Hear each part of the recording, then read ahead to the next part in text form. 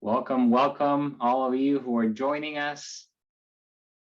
Thank you so much for coming. We'll just take a few minutes to let everyone join us. So if you need to get some tea, water, you still have about 90 seconds, so settle in. And we should be ready to go in a couple minutes. So before, as people start settling in, be helpful to hear about where people are joining us from. So you can go ahead and use the chat function and just tell us where is everyone joining from.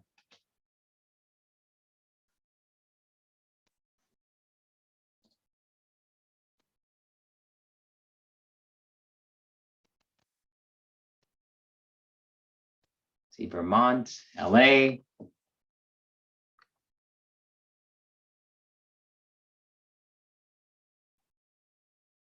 Welcome.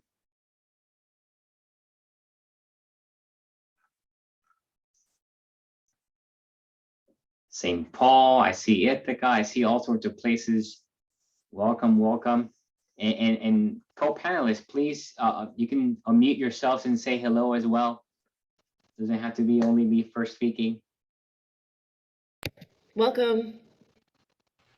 Hi. Hi, I'm here in Cambridge, Massachusetts.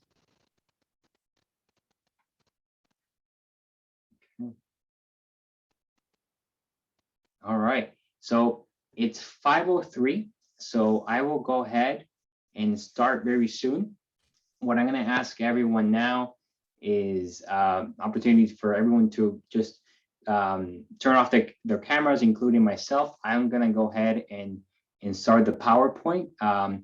We are here to talk about the Master of Divinity degree. And what we'll do is we'll first talk a lot about admissions writ large. And we have about 10 to 12 minutes, just so you know, about just the process, what you can expect, the application timeline. And then we have our incredible Associate Dean, Teddy Hickman-Maynard, and some wonderful current students to tell you more about their MDiv experience, okay? So I'm gonna go ahead and start sharing my screen. And again, we're here to talk more about exploring the Master of Divinity. Thank you so much for all of you who are joining us from everywhere. Now, there are three main things that I want to make sure that everyone knows about HDS. HDS was founded in 1816 and it's the first divinity school in the US. It's a non-sectarian, or non-religiously affiliated school of religious and theological studies that educates students both in the academic study of religion and in preparation for leadership in religious, governmental, and a wide range of service organizations. With more than 45 faith traditions represented in the student body, including those who are not religiously affiliated, of course, and over 500 recurring worship services, HDS is also the most religiously pluralistic divinity school in the world. Applicants often wonder what career paths are available to students with a religious graduate degree. And honestly, our degree programs lead to infinite pathways with alumnics in every field and industry who value ethical leadership, religious literacy, and service-oriented, mission-driven work, hard work as well. Graduates often describe developing skills such as deep listening, ethical reasoning, bridging divides successfully, and navigating difficult conversations as part of their experience. So again, just an opportunity to really sort of engage in the world in a plethora of ways. I want to give you a snapshot as to who's here, who are, I mean, you're going to meet some great students today, but who else is here? So this is just a quick snapshot of the incoming class, people who just joined us about a month ago at this point. You'll see that we have 96 MTS students. That's our most popular program, 52 MDiv students, 12 MRPL students. This is our inaugural cohort for this new Masters of Religion and Public Life degree. 4 special students, and 2 THM students. The THM is the Master of Theology degree. Within the incoming class, 55% identify as female, 34% as male, and 7 identify as non-binary. The average age is 28, and you'll see that the age range goes from 21 through 68. HES students also reported over 45 different religious affiliations. And honestly, the most impressive number from my perspective is that we have 121 colleges and universities represented just in this incoming class, which means we have students coming in from a diverse array of institutions and academic training. So that's one number I'm really proud of as well. Now, we have 4 degree programs. The one we're talking about is the Master of Divinity today, but just the quick rundown in case you've wondered, again, beyond the Master of Divinity, what else we offer. The 2-year Master of Theological Studies program, or the MTS, offers broad study in religion with opportunities to concentrate in one of 18 areas of focus. Students enroll to prepare for a doctoral program in religion or related discipline, or honestly, to just approach another field or profession such as law, journalism, public policy, arts, education, medicine, you name it, from a perspective enriched by theological studies. Again, we'll talk more about the MDiv today, but the MDiv program is really for 21st century spiritual leaders. Students learn the arts of ministry, broadly conceived, including preaching, pastoral care, and community organizing, and they link theory and practice with fieldwork placements in settings around the globe. The Master of Theology, the THM, this is for applicants who already hold an MDiv and is designed to allow students to explore a topic in great depth or delve into a new topic that impacts their ministry, whatever that might look like.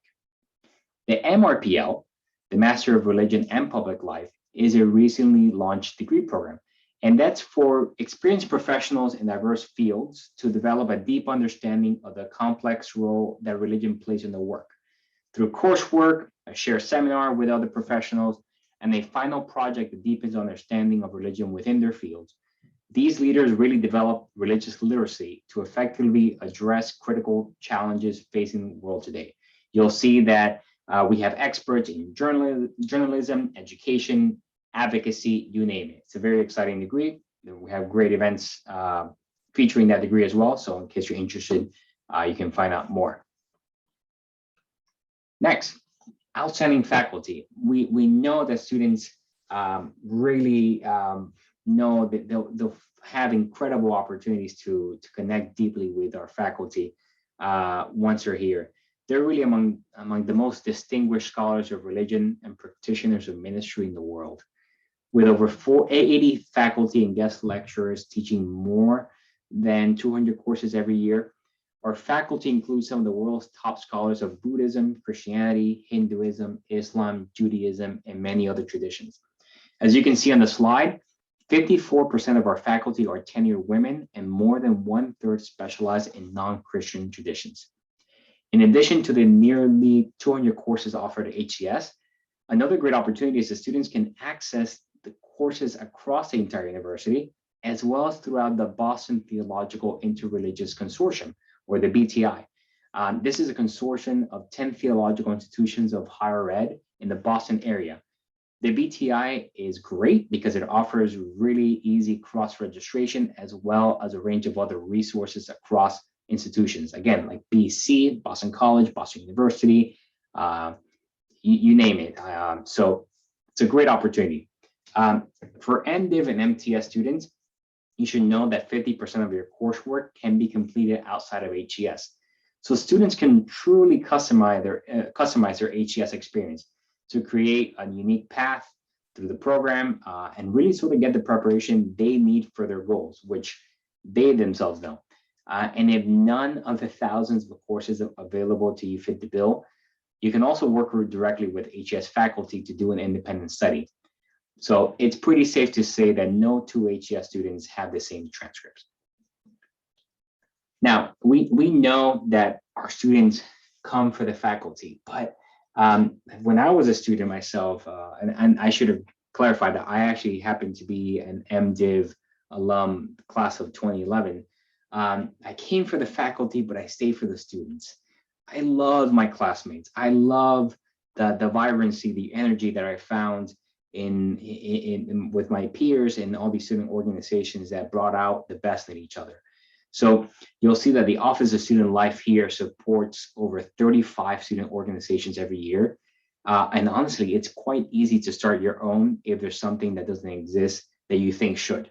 Some examples of student organizations are Queer Rights, Harry Potter and the Sacred Text, the HCS Garden Group, and Third Chapter, a group for students over 50 years old.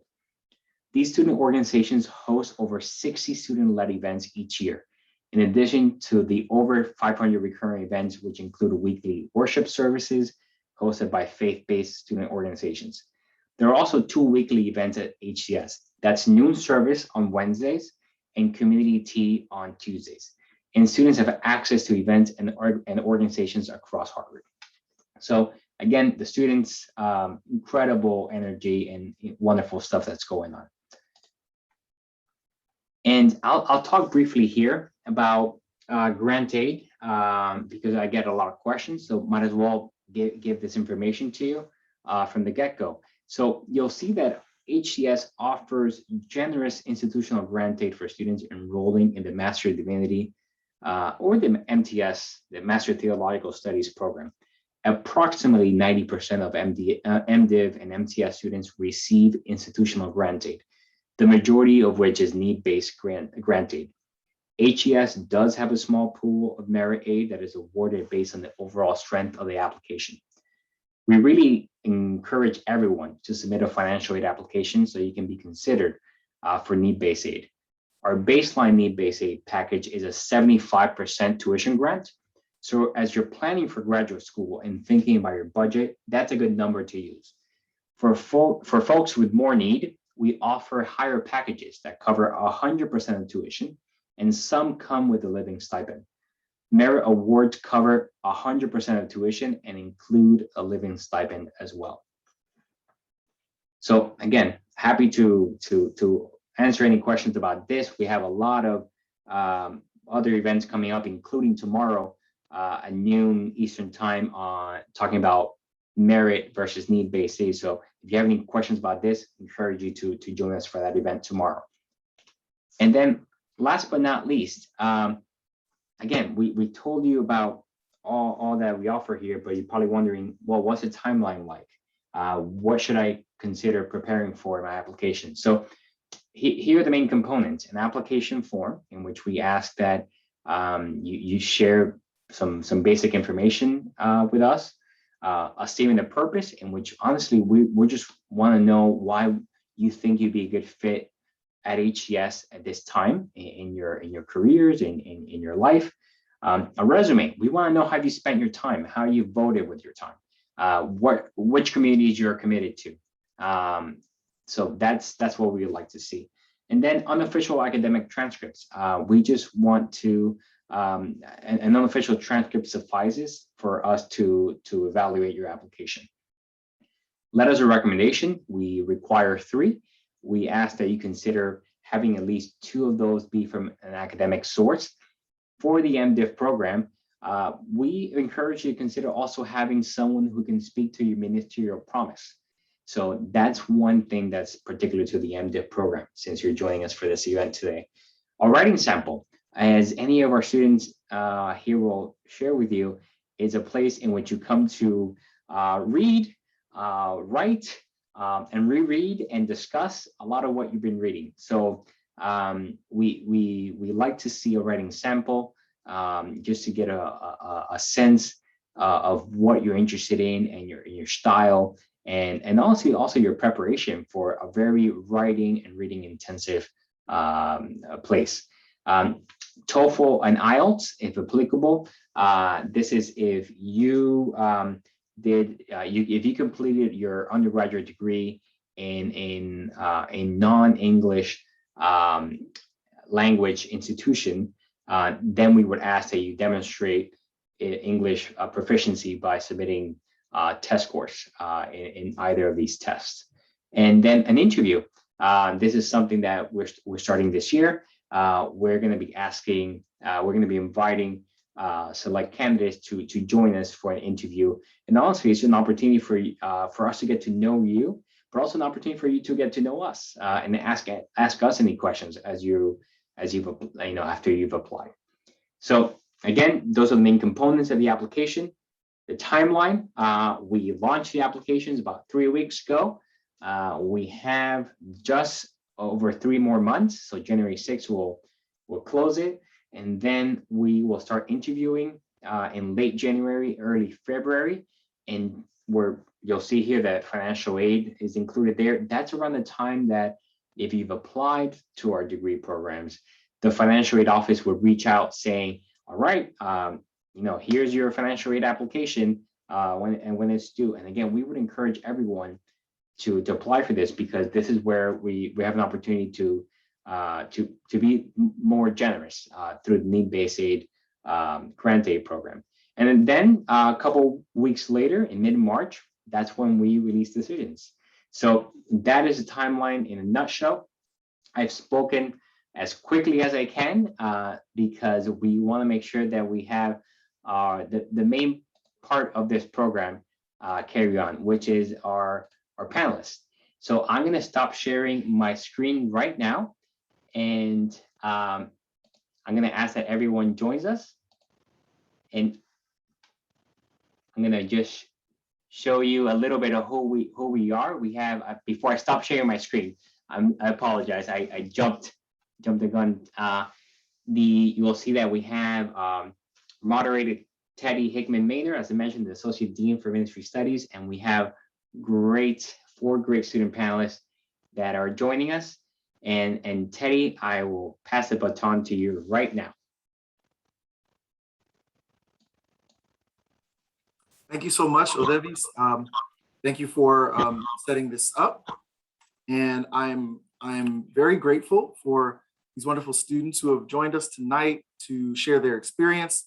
And I certainly want to leave some opportunity for those who are participating to also ask questions of the participants. So we're going to jump right in, and I'm going to ask that the participants will answer the first question I want to ask by way of introduction. So you can share, your name and also share what drew you to Harvard Divinity School and why you ended up choosing the MDiv program. So we're going to start with the order that appears on my screen. So Lori, if you would mind going first, and then Jess and Alex, and finally Naomi. We're going to be helping Naomi get her camera on screen. Hopefully we can get her on screen. But Lori, you're up first. What brought you here, and why did you choose the MDiv program? Sure. Thank you so much, Teddy and Orvez. It's so great to be here with all the perspectives today. So exciting. So my name is Lori Stevens. I use she, her, hers pronouns. I'm a Unitarian Universalist and also an atheist, which is quite a fun experience here at Divinity School. What brought me here was that I had kind of a spontaneous spiritual experience when I was about 25. And it was this very intense, sudden, sober feeling of interconnectedness with the universe. And after doing some research, I realized that a lot of people of faith call that mysticism. And so I just started following that, wandered into a Unitarian Universalist congregation, loved it, started working for them. They encouraged me to pursue ministry because the Unitarian Universalists are interfaith. And so it's okay that I am not a theist. I can be myself and still be curious about people of faith as we work to make a more loving world. So I ended up applying and coming to HDS, which has been just a complete joy, even though the last couple of years have been, not what I expected. But I still have treasured every minute of it. Another thing that brought me here was there was this article. I'm actually going to post in the chat if I can. There was this article that the New York Times published a few years back called Secular, but Feeling a Call to Divinity School, that that I had never thought about this possible path for myself before. And I just got a kick out of that article. So if anyone else does, that's there as well. Here at Div School, I'm on the student council, and I'm a UU, the Unitarian Universalist student group. I'm the communications chair for both of them. And I'm training for, like I said, ministry. And so, yeah, it's just been a total treat to be here with Alex, Jess, and Naomi. I'll pass it on to you, Jess. Thanks, Lori. This feels so nice to be in this community because Naomi and Lori and Alex and I all came in together. So I'm really excited to be able to be in conversation with all of you. My name is Jessica. I love it when folks call me Jess. I also use she, her pronouns, and I'm also a third-year MDiv student. I moved here from the Midwest, and I think what drew me to HDS is there was a quality of fire that I experienced when I came to visit. So I was considering Div School as a space where I could learn to facilitate conversation between my traditions. I self-identify as interfaith.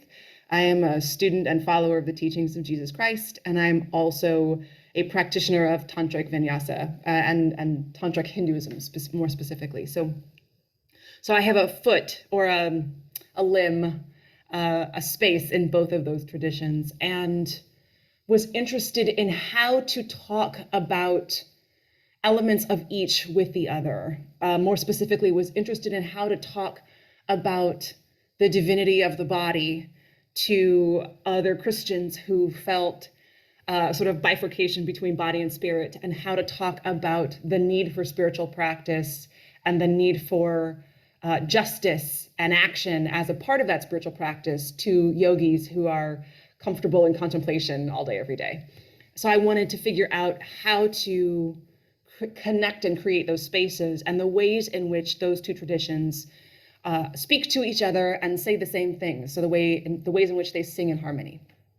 And that is why I'm here. And, I wasn't really considering HDS at all, but I have a friend whose sister is an alumna of the MDiv program who came to visit her a couple of times and said, you should really apply to Harvard Div. I think you would like it. I think it would suit you. And so I learned a little bit and I applied and I came out here for a visit. And there's just this quality of fire, of this sacred flame of insight that really burns here that I was drawn to. And, as a student here, I've since learned that flame, like flame anywhere, is tricky. It can be clarifying and purifying, and it can also be consumptive if you're not careful with it. So you have to tend it very wisely. And I continue to learn to tend my own flame and the flame that I contribute to HDS in ways that hopefully are nourishing and sustaining for both of us and not, immolating for either of us. At HDS, I'm a member of the Disciples of Christ and UCC community. So I'm a member of the United Church of Christ, which is a mainline Protestant denomination. I didn't grow up in the UCC, but have sort of since found my way there. And it's a very popular denomination, at least in this part of the country, specifically in the Northeast. Last year, I served HDS as one of 3 chaplain interns. There are currently 4 that are incredible. And you heard Odevi speak a little bit about some of the services and opportunities for gathering and collection that are available on campus, and I've been involved in some of those as well. I'm also serving a little bit in field ed this year at a local community church in Boston, and so there's been no shortage of ways for me to get involved and discover what it is that I feel Spirit is calling to me, how does the call of ministry intersect with the work I'm interested in doing, conversations I'm interested in doing.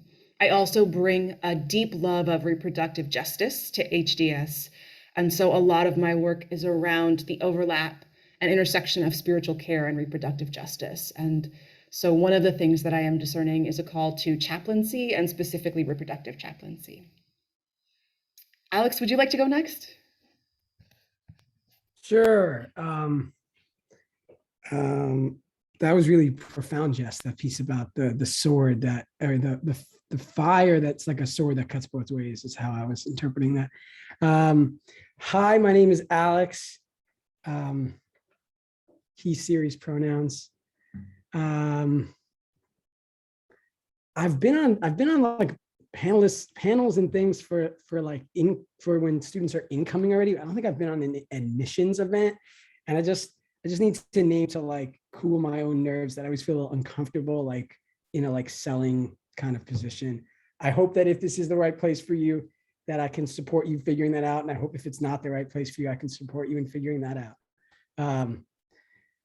So okay, who am I? What drew me here? It's like hard to remember. It was so long ago that I applied and all that. Like I applied a year before I started because I like a year and a half because I deferred. I was doing some other stuff. Like, so how would I have put it at the time, or how do I understand it now? Like, so many ways to answer this question. Basically, I mean, a little bit about myself is I was raised in a modern Orthodox Jewish family and community in New Jersey. That wasn't a really good fit for me religiously, spiritually. And I got a lot of distance from that in my 20s. Part of the reason it's like when I was applying to HDS, I was applying to HDS because my GRE scores were expiring. And I was like, all right, if we still want to go to grad school, let's do this. So, I mean, when I was in college, I studied philosophy in like very analytic European, Anglo-American oriented philosophy. But I studied abroad one semester in India, and that's when I was offered opportunities to practice in the Buddhist tradition. And that became a really big part of my life. I practice in the Theravada Buddhist tradition, which is the Buddhist traditions of South and Southeast Asia, especially Sri Lanka, Thailand, and the country known as either Burma or Myanmar. So I studied philosophy as an undergrad, and then I did apply to philosophy PhD programs, like really competitive ones out of college. I didn't get into any of them, which was really disappointing to me. I share that, also just to normalize, like grad school admissions stuff is hard. So then my life moved in other directions. I worked as a teaching assistant with this Buddhist studies study abroad program in India. And what I found in that was that actually what I liked more than like discussing kind of abstract philosophy with students was actually just supporting students in their like personal journeys. Like I realized like, actually, I liked just being with people through roommate conflicts, or like the challenges of being really far away from home, or in a cultural environment that's new and that takes some adjustment. Or so I was like, oh, actually, maybe I don't want to be a professor. Maybe what I want is to like find ways to like support people in these kinds of ways. And that led me to like a few different things. And I had kind of always heard that HDS was I had heard that Harvard Div School was a great place to do Buddhist studies. I had just heard like there's a lot of really serious, and this is true. There's a lot of really serious Buddhist studies professors here. So really, yeah, what drew me was like around that time, like, when I was like, okay, let's do something with these GRE scores maybe. And wanting more training. I mean, like I was liking the work I did in study abroad, and then I worked supporting retreatants in silent meditation retreat at a large Buddhist meditation center in Western Mass, called the Insight Meditation Society. And so I was kind of like, I mean, what got me excited about HDS was that I wanted a place, because I didn't do religious studies or Asian studies as an undergrad. I kind of actually was like, wow, I've been practicing Theravada Buddhism for years, but I actually wish I understood a little more about its like history and development, and just a way of like honoring the tradition and practicing with integrity by like literally just learning the language. I've been studying Pali, which is Pali. It's a language closely related to Sanskrit. It's what early Buddhist texts are written in. Like I was kind of just like, okay, HDS would be a great place for me to kind of like bone up on some of the academic Buddhist studies stuff, to learn more about history and culture and text, and also to like just gain actual professional skills that support me in doing the kinds of things I was wanting to do, but couldn't do. It seemed like working and studying abroad and then working at this meditation center, it seemed like actually maybe I need a master's degree to do more than the things I want to do. And so I was just excited about gaining some of the kind of practical skills of spiritual care and chaplaincy. So yeah, now I've done a few different field ed units since I've been here. I did a higher ed chaplaincy field ed. I worked with students at MIT. I did my first unit of clinical pastoral education. And so I'm feeling called to do healthcare chaplaincy. I'm going to be doing hopefully more healthcare chaplaincy after I graduate. If all goes according to plan, if we graduate on time. And I guess the only other thing I wanted to say is at some point in my personal meditative contemplative journey, I was introduced to dancing, which had not been a part of my life growing up and has become a big part of my life and spiritual practice. And so it's something I'm really interested in personally, spiritually, intellectually is creative embodied movement as a spiritual practice.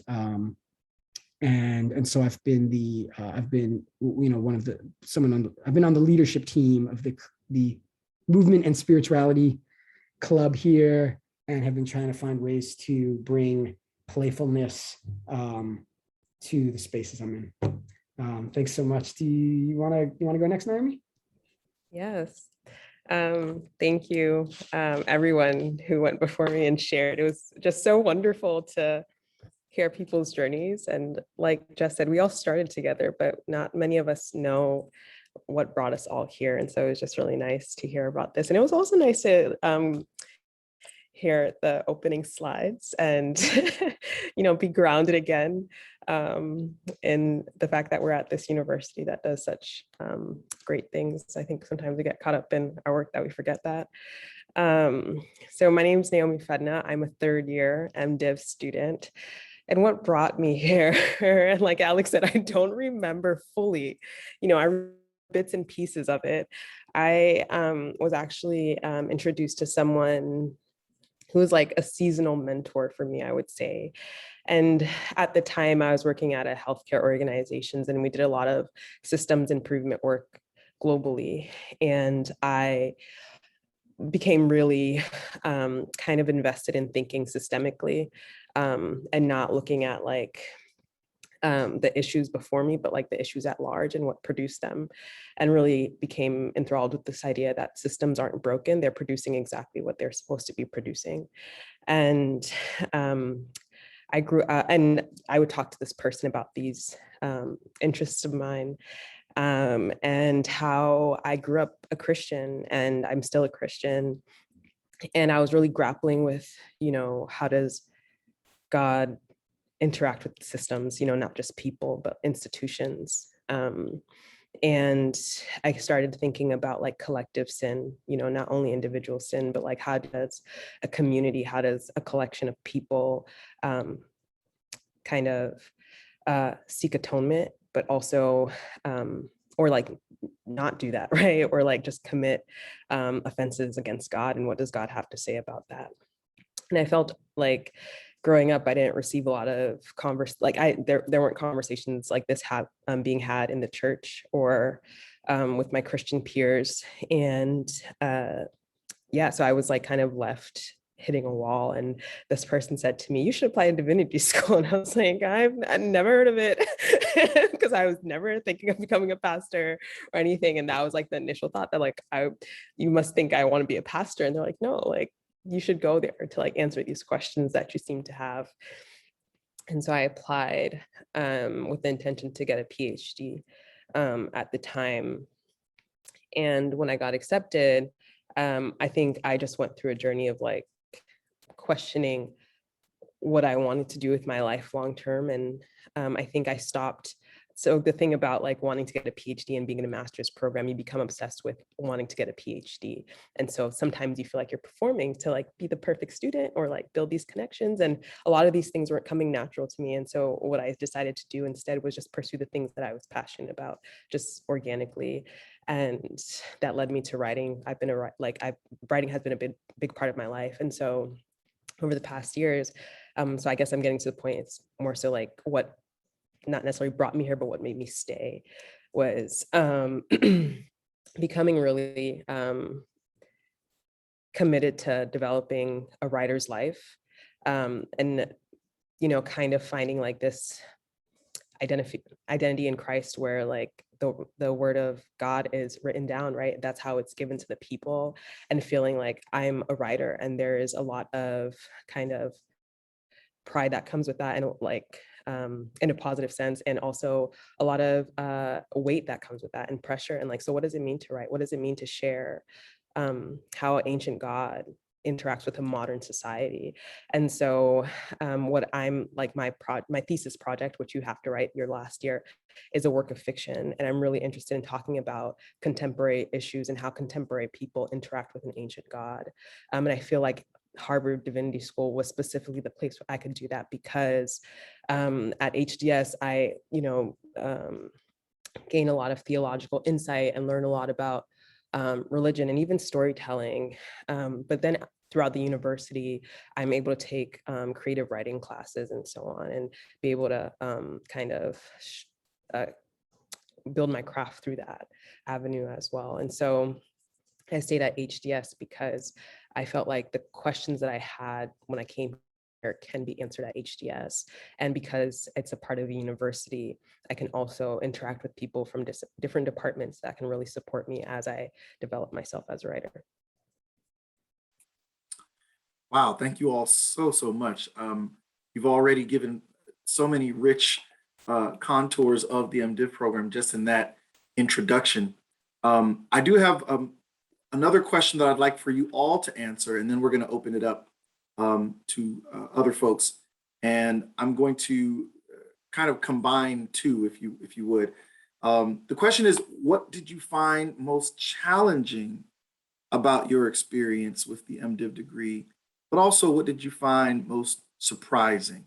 If you could handle those two together, what was most challenging and what was most surprising? And I recognize these are two different categories. They may end up being the same thing for you. And let's go in reverse order. So we'll go with Naomi, and then Alex, Jess, and Lori. Yeah, I think what was most surprising for me was it's not like it doesn't relate to academia. My challenge was making friendships and building community. That's been like the challenge of my experience here at HDS, because the difference between graduate school and undergraduate school is that like community is almost baked in undergraduate school. Like you move into your floor, you make friends there, you have like your cohort that like does a lot of activities together. Whereas grad school, a lot of people have worked for a really long time. Some people have families, people have like a really like robust life. Not saying that like younger people don't, but like it's a different type of life that they're living. And what I realize is that, it's really important to like make an effort to like get involved, to meet people, to learn about people, because one thing about being at Harvard is that you're not just here for class, you're here to meet people, because the network is really unmatched. And that's been really hard. And I think it's important to like think about that when you come here, because you'll have wonderful conversations with people, and you'll be like me, and you're in your third year and you're like, I wish I knew you 2 years ago when I first came. And so like that's a big challenge. And I would say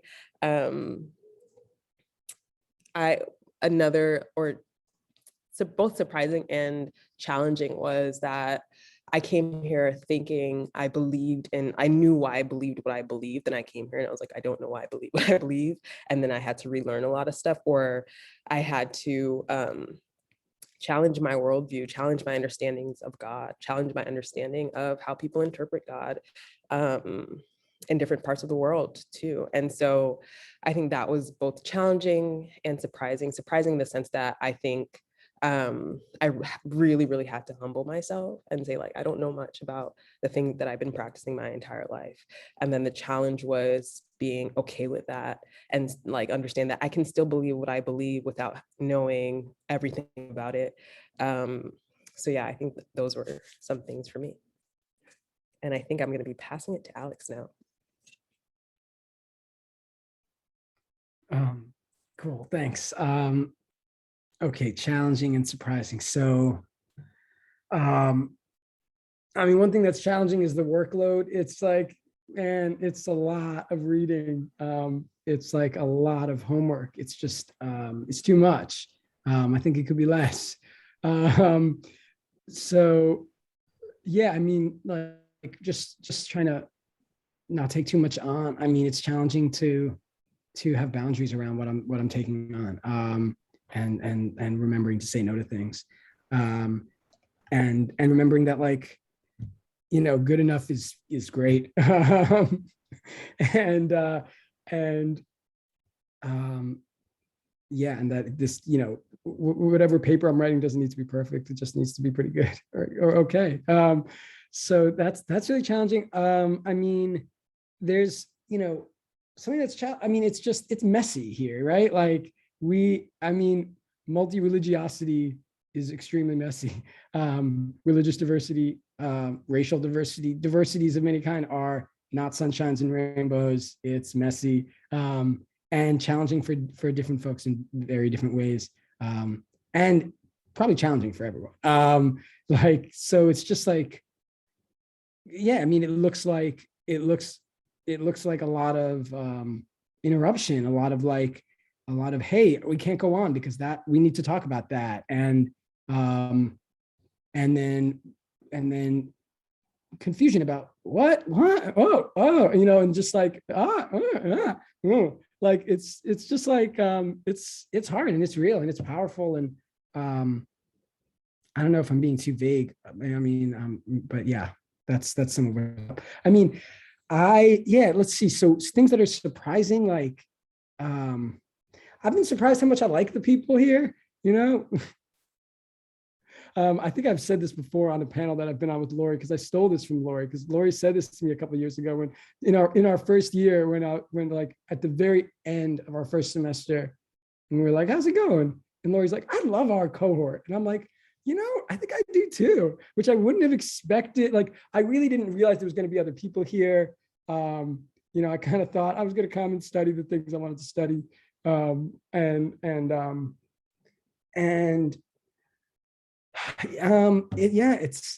met a lot of people that have taught me a lot, seriously, including people here in this room right now.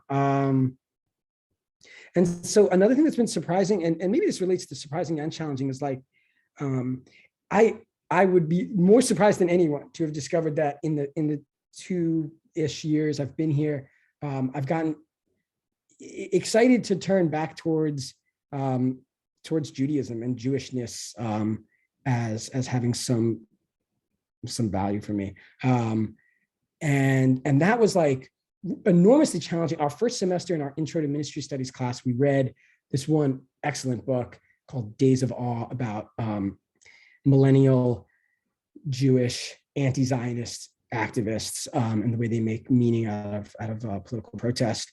And it was like a really activating class for me to be in, because I was like, I just don't want to talk about the Jewish tradition.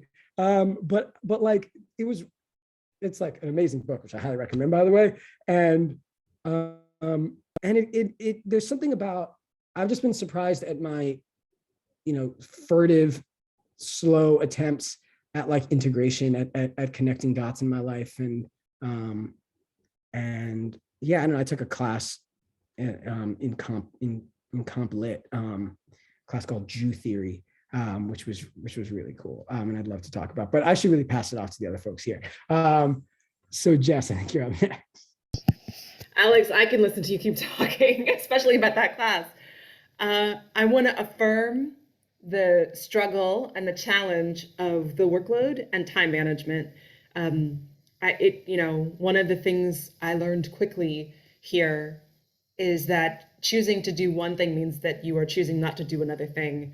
And there's so many really fantastic opportunities here, whether it's conversation with colleagues and friends that are amazing, or classes that are amazing, or speakers who are experts from around the world, or artists who are brilliant artisans from around the world who are doing something that you get a chance to engage in because they're here.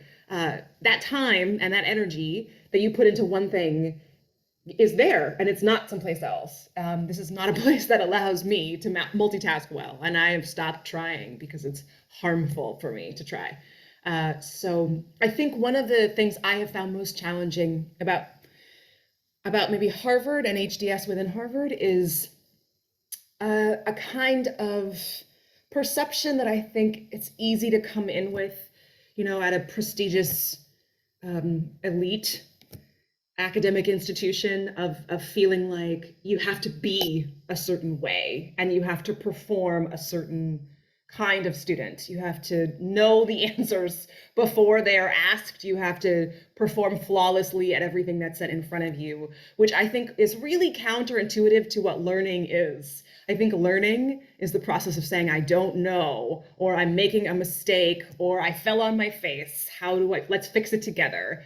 And so my first year, I spent a lot of time trying to say, I don't know, what does this mean? This is new. I also didn't come from a background of religious studies, and I felt like I would run up against a lot this like armor of performativity of like perfect Harvard student. And so like that I think is a challenge. And I imagine that it's a challenge all over the institution. And I think that at HDS, I feel like we might be better at peeking around and being like, nope, it's totally fake, than maybe is true at the law school or the med school or the business school. I don't know if that's true or not. Maybe we're just as efficient at pretending that it's there as any other professional school. But that I think is a real challenge of the vulnerability that is required to actively learn, not to know something, to be willing to make mistakes in classroom communities so that you can learn, so that we can learn. That is it is a thing that we have to kind of continue to choose over and over. And sometimes like the Harvard rep makes that hard to do. One of the things I think is most surprising is how much I am able to feel connected to spirit at HDS. This is a place that demands a lot from you academically. There is a lot of writing. There is a lot of reading. I'm also trained as a writer. I love writing. And when and if you create the moments for it, there are spaces where mystery is dwelling, where emptiness abounds, where the spirit meets you. And you have to seek them. And if they're not there, then you have to create them. And my experience is that they're there and that there's always someone who's willing to help you create them or who's willing to dwell in those spaces with you. And so I am super grateful for the ways in which HDS has created space and community for me to interact with the divine in a number of ways. Lori? Yeah, I'll be brief so we can get to some of the questions and answers, but I would totally agree with, Alex quoting me that I was surprised how much I really, really like everybody and not just like, but like that we have helped develop each other. You know what I mean? That we, even if we're not from the same traditions, even if we're not interested in the same thing, we like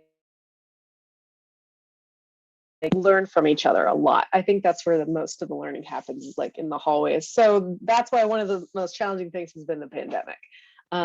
It shut us totally down last year. Well, not totally down, but we were all on Zoom, and that was surprising and it was challenging. I'll tell you what. But I think the other big challenge for me is that since I knew from the get-go that I was training for like a profession, a congregational ministry profession, I was surprised and a little disappointed that there isn't more opportunity for like practical skill development. There are some.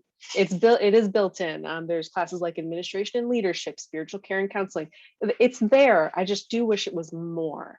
A lot of the classes are very academic focused. So Intro to Buddhism is going to be about the very obscure, Nikaya Buddhist text from ancient wherever.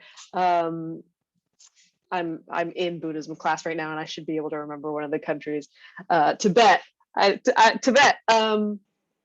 Rather than how do Buddhist people live today? Like, how do Western Buddhists differ from Buddhists in Southeast Asia? And like, what does it mean for me as a interfaith minister to be working with people in my faith tradition who are also Buddhists? You know, so I do sometimes wish it was more practical, more hands-on, but there is some of it, and I think it's increasing. Yeah, I'll stop there so we can do some questions and answers. Yeah, thank you all very much. I noticed that you all have been answering some of the questions as we've gone along, and that's very helpful for those who are in attendance. However, we will have people watching the video of this who will not be able to have access to those answers. And so I'm going to ask if you all who have already answered could give, really brief kind of Cliff Notes versions of the thoughtful answers you've given in the Q&A dialogue box. First, Naomi was asked, what are the resources available for you to do field research, like the churches that you may ask to build a consortium for the quest that you spoke about? I wasn't sure if I understood the question, and then on the side, I sent them my email in case it was helpful. But when I hear field ed, I think of like Harvard's definition of field ed, which is like the internship. And so so as an MDiv student, you're required to do a field ed, which is, like I said, an internship. Two field eds. And I did a student initiated field ed last year and doing one again this year. And last year I worked with a local church plant and I helped lead their Bible teaching course. And as it relates to my quest, I felt like by doing that, it was going to inform a lot of my writing, because I'm really interested in writing a lot about religion and theology, specifically through fiction. And so knowing that I was at Harvard, I kind of, and like knowing that the student initiated field placement was an option for me, I leveraged that and reached out to people I knew to like work at like that church, and communicated what my overall goal was at my within like the academy at Harvard, and was really intentional about what I did with my time while I was an intern there, and spoke to my supervisor about what my learning goals were at the beginning of the year, because that's also a requirement of the field ed placement, is to like write out what your like goal is. And then this year I'm doing another field ed where I'm working independently, and I have a supervisor who's going to help guide me read through the New Testament and work through like different reflections, whether it be like through poetry, prose, and so on and so forth. And so both of these field eds have a strong like ancient text component that I hope to really inform my like writing about contemporary culture and how it relates to like religion. I hope that answered. I felt like that was a little convoluted, but I hope it's helpful. I think it's really helpful, especially you hit on a point that's really central to the MDiv program here, which is the field education program.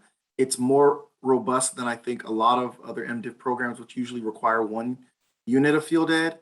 HDS requires two. So that gives you an indication of how much of a priority we stress on the practice of ministry broadly, defined. People do a wide variety of field education projects. And as Naomi said, you also are able to initiate your own if there isn't a site that already exists that will allow you to pursue your interests. One of the questions that was proposed to Alex, but which Lori and Jessica both responded to, that I think is really important to touch on while we are together. Alex talked about the messiness of multi-religiosity and racial diversity. And the question was, how do we deal with that at HDS? So I don't know if Lori, Jess, or Alex, if reprise what you wrote in the chat or offer new thoughts about that. I'll just say briefly that at the orientation right before first semester, there's literally a program where we specifically talk about intersectional community and how we're going to have these conversations. It's literally called Vital Conversations. So it's baked in and improving all the time. It's, like anything aspirational, but I think pretty solid in my experience.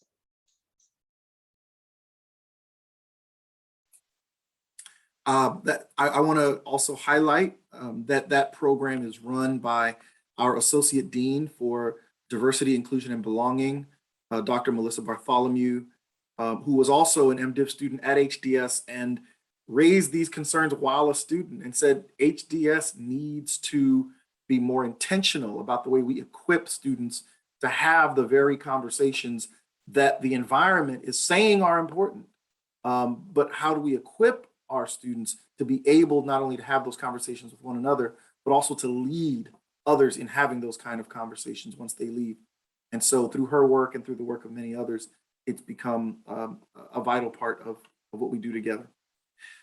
Another question talked about with all of the many courses available both at HDS and across the university, and we haven't talked about it, but you also can take courses at the other schools within the Boston Theological Interreligious Consortium. How do you choose what classes will fit your journey? That's a big question when it comes to thinking through the Master of Divinity program.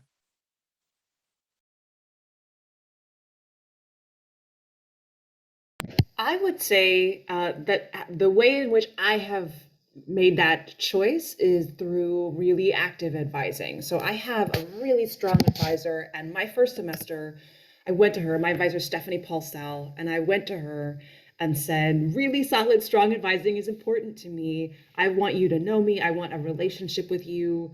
How can we connect? How often can we connect? And that conversation has opened up opportunities for really deep reflection and really strong advice. And so Stephanie has been really helpful as a sounding board. She's given me some great advice, specifically about field ed, but not just about field ed, as well as about my thesis and many other things. So it does feel a bit like being a kid in a candy store, like being a kid in a candy store. And also my advisor has been really invaluable to me in terms of narrowing and focusing and like, how much time do I have here? Because 3 years goes by pretty quickly. And what am I seeking to do in that time? And what am I seeking to do after? And how can this point me toward that?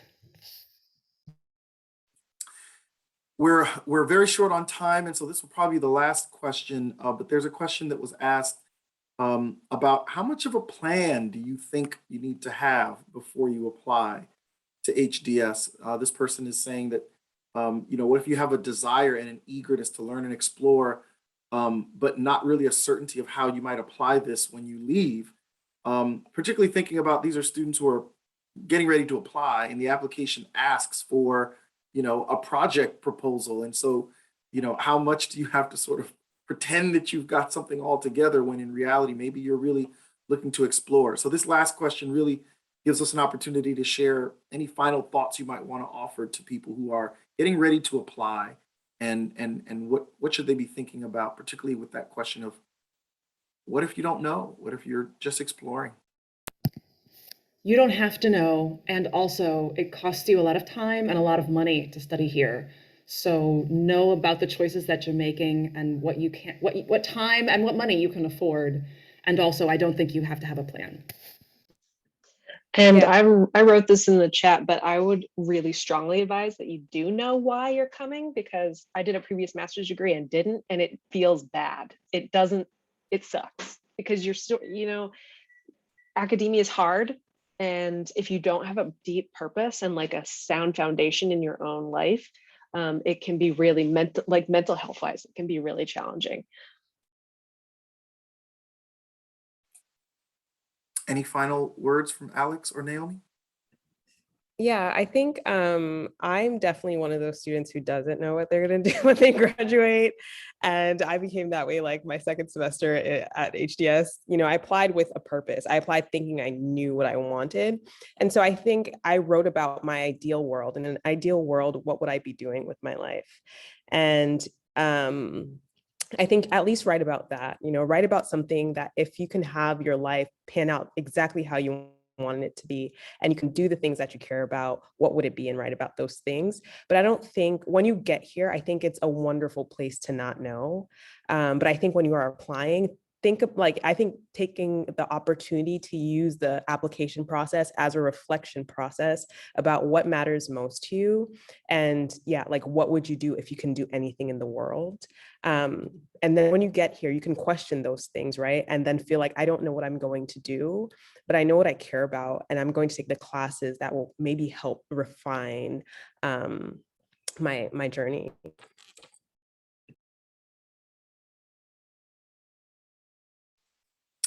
Well, thank you so much, Alex, Naomi, Jessica, and Lori, and we will turn it back over to Odevis. Thank you, Teddy. Excuse me. Thank you, Teddy. Thank you, Alex, Naomi, Lori, Jess. You were able to obviously share all your wisdom very generously and quickly. So thank you for that. What's amazing is that what you said in terms of recommendation, the discernment process, you're spot on. This is exactly the sort of conversation we have with prospective students. The application process is a discernment process in itself, but we know that might change. And honestly, you're here only for 2 or 3 years, but then you continue to engage with this community for the rest of your life. So you don't have to necessarily figure it out by the application or even during these 2 to 3 years. You have time to grow in community as well. I know that as an alum, I continue to grow in community from my peers, but also the incoming waves of alumnics like yourselves.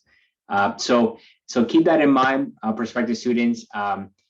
Thank you for even considering us, for being intrigued by us. I will say that, like Alex and Lori mentioned, I was also incredibly surprised by how nice everyone was.